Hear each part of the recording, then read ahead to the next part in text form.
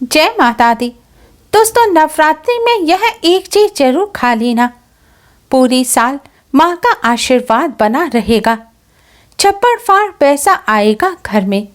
दोस्तों, इस बार शारदीय नवरात्रि की शुरुआत 15 अक्टूबर को हो रही है और 24 अक्टूबर को विजयदशमी का पर्व मनाया जाएगा। इस बार माता रानी हाथी पर सवार होकर आएंगी। जब माता रानी हाथी पर सवार होकर आती हैं तो अपने भक्तों के सभी दुख दरिद्रता और गरीबी का नाश कर देती हैं। नवरात्रि के यह दिन बेहद खास माने जाते हैं। शास्त्रों के अनुसार नवरात्रि के दिनों में माता रानी का पूजन करने और जरा से प्रयास से ही आप माता रानी को अति शीघ्र ही प्रसन्न कर सकते हैं। दोस्तों, आज की इस वीडियो में हम आपको एक ऐसी चीज के बारे में बताने जा रहे हैं जिसे नवरात्रि के दौरान आप अगर खा लेंगे तो इससे माता रानी की आपको असीम कृपा प्राप्त होगी। नव दुर्गा माँ आपके सभी कष्ट दुख दरिद्रता का नाश कर देंगी। माँ लक्ष्मी की कृपा से आपके घर में पूरे साल भर पैसों की कोई कमी नहीं रहेगी। जो व्यक्ति नवरात्रि के दौरान यह चीज खा लेता है, नव दुर्गा माँ का आशीर्वाद पूरे साल भर उस पर बना रहता है और माँ अपने उस भक्त की पूरे साल रक्षा करती हैं। इसलिए दोस्तों, नवरात्रि के पावन पर्व में यह चीज अवश्य ही खा लेनी चाहिए। दोस्तों, वीडियो में आगे बढ़ने से पहले वीडियो को लाइक कर अपने फ्रेंड्स के साथ शेयर जरूर करें। अगर आपने हमारे चैनल को अभी तक सब्सक्राइब नहीं किया है तो यूज़फुल वीडियोस के लिए चैनल को सब्सक्राइब कर बेल आइकन को भी जरूर दबाएं और माता रानी की कृपा प्राप्त करने के लिए कमेंट बॉक्स में जय नव दुर्गा माँ, जय माता रानी, जय माता दी अवश्य ही लिखें। दोस्तों, नवरात्रि का पावन पर्व ऊर्जा की देवी माँ दुर्गा, धन की देवी माँ लक्ष्मी और विद्या की देवी माँ सरस्वती को समर्पित है। नवरात्रि के 9 दिनों में माता रानी के 9 अलग अलग स्वरूपों का पूजन किया जाता है। नवरात्रि के दिनों में माँ के 9 अलग अलग रूपों का पूजन करते समय माता रानी के हर स्वरूप के हिसाब से उनके पसंदीदा भोजन का भोग लगाया जाता है।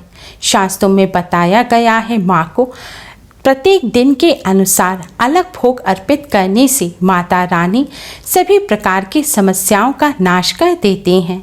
शास्त्रों में बताया गया है कि जो भक्त नवरात्रि के दिनों में माँ के अलग अलग स्वरूप के हिसाब से उन्हें भोग अर्पित करते हैं और फिर उसे प्रसाद के रूप में ग्रहण करते हैं, नवदुर्गा माँ की कृपा से पूरे साल भर उसके घर धन की कोई कमी नहीं रहती। पूरे साल भर नवदुर्गा माँ अपने उस भक्त की रक्षा करते हैं और दुख दरिद्रता गरीबी का नाश कर देते हैं। दोस्तों, नवरात्रि के पहले दिन माँ शैलपुत्री का पूजन किया जाता है। माँ शैलपुत्री को शुद्ध गाय का घी अत्यधिक पसंद है, इसलिए आज के दिन माँ शैलपुत्री को शुद्ध गाय के घी का भोग लगाएं और फिर माँ का पूजन कर आरती करें। आरती के पश्चात इस घी को प्रसाद के रूप में ग्रहण करें। ऐसा करने से माँ शैलपुत्री की असीम कृपा प्राप्त होती है। माँ शैलपुत्री आरोग्य का आशीर्वाद देते हैं तथा सभी व्याधियाँ दूर होकर शरीर निरोगी रहता है। माँ शैलपुत्री की कृपा से दुख दरिद्रता का नाश हो जाता है। दोस्तों, नवरात्रि का दूसरा दिन माँ ब्रह्मचारिणी को समर्पित होता है। इस दिन माँ ब्रह्मचारिणी का पूजन किया जाता है। माँ ब्रह्मचारिणी को शक्कर अत्यधिक पसंद है, इसलिए आज के दिन माता रानी को शक्कर यानी कि चीनी का भोग लगाएं और माँ ब्रह्मचारिणी का पूजन कर आरती करें और फिर आरती के पश्चात शक्कर को प्रसाद के रूप में अपने परिवार सहित ग्रहण करें। ऐसा करने से माँ ब्रह्मचारिणी की असीम कृपा प्राप्त होती है और आयु में वृद्धि होती है। माँ ब्रह्मचारिणी अपने भक्तों के सभी कष्टों को दूर करती हैं। दोस्तों, नव दुर्गा माँ का तीसरा स्वरूप है चंद्र घंटा। माँ के इस रूप का पूजन नवरात्रि के तीसरे दिन होता है। इस दिन माँ को दूध या दूध से बनी मिठाई या खीर का भोग लगाना चाहिए और फिर माँ चंद्रघंटा का पूजन कर आरती करनी चाहिए। आरती करते समय घंटा अवश्य ही बजाना चाहिए, क्योंकि माँ चंद्रघंटा के घंटे की आवाज़ से ही नकारात्मक ऊर्जा शत्रुओं का नाश हो जाता है, बुरी शक्तियों का नाश हो जाता है और बुरे विचार भी नहीं आते। इसलिए पूजन के दौरान घंटा अवश्य ही बजाएं और पूजन के पश्चात प्रसाद के रूप में आप यह मिठाई ग्रहण करें। ऐसा करने से दुखों से मुक्ति होकर परम आनंद की प्राप्ति होती है। माँ चंद्रघंटा की कृपा से दुश्मन भी शांत हो जाते हैं, घर से नकारात्मक ऊर्जा नष्ट हो जाती है और घर में सुख समृद्धि का वास होता है। दोस्तों, आप ध्यान रखें, अगर आपने नवरात्रि के पूरे व्रत रखे हैं तो आप अगर खीर बनाकर माँ को भोग लगा रहे हैं तो आप सवा के चावल की खीर बनाएं या फिर बर्फी का भोग लगाएं जिसे आप व्रत के दौरान ग्रहण कर सकें। दोस्तों, नवरात्रि के चौथे दिन माँ कुष्मांडा का पूजन किया जाता है। माँ कुष्मांडा की कृपा प्राप्त करने के लिए आज के दिन माँ कुष्मांडा को मालपुए और हरे फल जैसे कि हरे अंगूर का भोग लगाएं। आप हरी छोटी इलायची का भी माँ को भोग लगा सकते हैं। माँ को भोग लगाने के पश्चात माँ का पूजन कर आरती करें और फिर इसे प्रसाद के रूप में ग्रहण करें। दोस्तों, ऐसा करने से माँ कुष्मांडा की असीम कृपा प्राप्त होती है और बुद्धि का विकास होने के साथ साथ निर्णय शक्ति भी बढ़ती है। माँ कुष्मांडा की कृपा से यश और आयु में वृद्धि होती है, साथ ही बुद्ध ग्रह भी मजबूत होते हैं।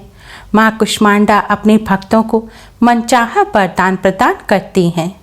दोस्तों, ध्यान रखें, आपने अगर पूरे व्रत रखे हैं तो माँ को जो मालपुए का भोग लगाया है उसे आप ग्रहण ना करें।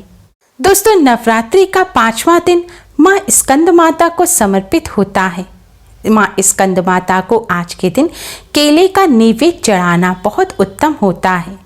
आज के दिन आप केले का माँ को भोग लगाएं और फिर माँ का पूजन कर आरती करें। फिर आप प्रसाद के रूप में यह केला अपने परिवार सहित ग्रहण करें। ऐसा करने से माँ स्कंद माता की कृपा से उत्तम स्वास्थ्य और निरोगी काया प्राप्त होती है। माँ स्कंद माता की कृपा से निसंतानों को भी संतान की प्राप्ति होती है। माँ स्कंद माता अपने भक्तों के कष्टों को दूर कर सुख समृद्धि और खुशहाल जीवन का वरदान देती हैं। दोस्तों, नवरात्रि के छठे दिन माँ कात्यायनी का पूजन किया जाता है। माँ कात्यायनी को शहद अत्यधिक प्रिय है। आज के दिन माँ कात्यायनी को शहद का भोग लगाना चाहिए और फिर माँ का पूजन कर माँ की आरती करें। जो भक्त माँ कात्यायनी को शहद का भोग लगाकर उसे प्रसाद के रूप में ग्रहण करते हैं, माँ कात्यायनी की कृपा से उस मनुष्य की आकर्षण शक्ति में वृद्धि होती है। माँ कात्यायनी अपने भक्तों के रोग, शोक, संताप और भय को नष्ट कर देती हैं। नवरात्रि के 7वें दिन माँ कालरात्रि का पूजन किया जाता है। आज के दिन माँ को गुड़ का भोग लगाएं, फिर माँ कालरात्रि का पूजन कर आरती करें। आरती के पश्चात गुड़ को प्रसाद के रूप में ग्रहण करें। ऐसा करने से माँ कालरात्रि की कृपा से शोक से मुक्ति मिलेगी। आकस्मिक आने वाले संकटों से भी माँ रक्षा करती हैं। माँ कालरात्रि की कृपा से सभी दुश्मन शांत हो जाएंगे। इस प्रसाद को ग्रहण करने से माँ कालरात्रि स्वयं आपकी रक्षा करने के लिए दौड़ी चली आएंगी। माँ सभी कष्टों, संकटों और दुश्मनों से आपकी रक्षा करेंगी। दोस्तों, नवरात्रि के 8वें दिन माँ महागौरी का पूजन किया जाता है। आज के दिन आप माँ को पानी वाले हरे नारियल का भोग लगाएं और फिर पूजन के पश्चात इसे प्रसाद के रूप में ग्रहण करें। ऐसा करने से माँ महागौरी की असीम कृपा प्राप्त होती है और संतान संबंधी सभी समस्याएं दूर हो जाती हैं। माँ महागौरी सुख समृद्धि का वरदान देती हैं और कष्टों को दूर कर अपने भक्तों की सभी मनोकामनाएं पूर्ण करती हैं। दोस्तों, नवरात्रि के अंतिम दिन यानी कि महानवमी के दिन माँ सिद्धिदात्री का पूजन किया जाता है। आज के दिन माँ को सफ़ेद तिल का भोग लगाया जाता है। आप सफ़ेद तिल के मिष्ठान जैसे कि तिल की रेवड़ी या तिल के लड्डू बनाकर भी माँ को भोग लगा सकते हैं।